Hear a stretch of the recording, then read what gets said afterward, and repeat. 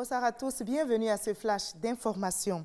Le président du Parlement de la Fédération Wallonie-Bruxelles, Philippe Koura, va effectuer de samedi à mercredi une visite officielle en Côte d'Ivoire. Il est attendu aujourd'hui même à Abidjan. Il honore ainsi une invitation de son homologue ivoirien, Guillaume Djipafouri-Soro. Et cette visite vise donc à renforcer la coopération entre les deux institutions. Les exploitants miniers vont en guerre contre l'orpaillage clandestin. Le rôle des sociétés coopératives pour la lutte contre les exploitants clandestins et illégaux dans le développement minier de la Côte d'Ivoire, c'est autour de ce thème que s'est tenue la rencontre organisée par la Société coopérative minière de Côte d'Ivoire. Une rencontre au cours de laquelle les exploitants miniers ont affiché leur opposition à la pratique de l'orpaillage clandestin. On en sait plus avec Jean-Luc Bangbo. En 10 ans, l'État ivoirien a perdu plus de 480 milliards de francs CFA du fait de l'orpaillage clandestin. Mais les dégâts causés par le phénomène de l'orpaillage clandestin vont bien au-delà des pertes économiques. Au plan social, l'orpaillage va entraîner la destruction de l'environnement, des forêts, de l'eau, parce qu'on utilise souvent du cyanure. L'orpaillage va entraîner des conflits entre les populations. L'orpaillage clandestin, un véritable fléau qui affecte directement les compagnies minières et les exploitants miniers légalement constitués. L'orpaillage clandestin a envahi toute l'étendue du territoire, qui met à mal toutes nos activités. Il y a beaucoup de complicité à tous les niveaux. Donc, ce qui fait qu'on a beaucoup de problèmes aujourd'hui sur le terrain pour pouvoir exercer dans nos activités officiellement.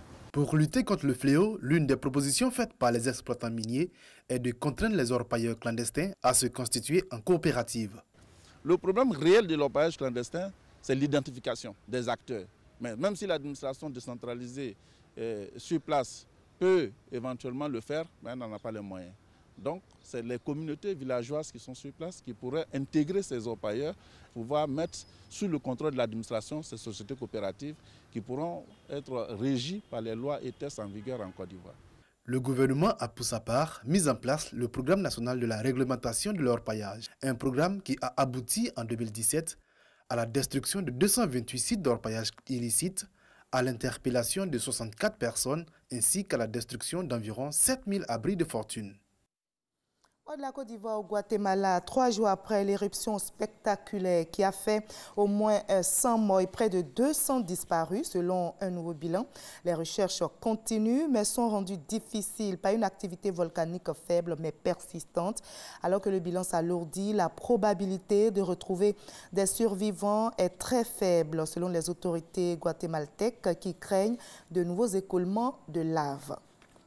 Les talibans ont annoncé ce samedi un cessez-le-feu de 3 jours, couvrant la fin du ramadan en Afghanistan, une première depuis 2001. Cette décision des insurgés intervient 48 heures après le cessez-le-feu unilatéral annoncé par le président Ashraf Ghani, mais les talibans précisent de leur côté que cela ne concernera que les forces afghanes.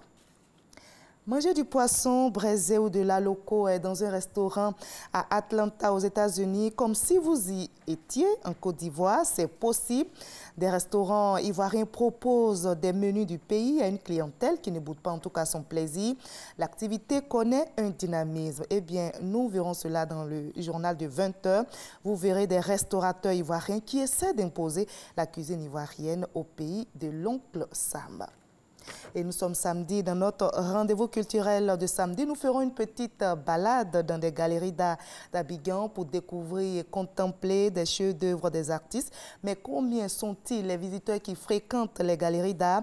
Quel est le rôle des galeries d'art et quelle est leur contribution dans la promotion de l'art en Côte d'Ivoire? Pour répondre à toutes ces questions, nous avons invité un critique d'art, il se nomme Mimi Erol. Il est commissaire des expositions dans une galerie ici à Abidjan. On prend rendez-vous donc à 20 h pour la grande édition. À tout à l'heure.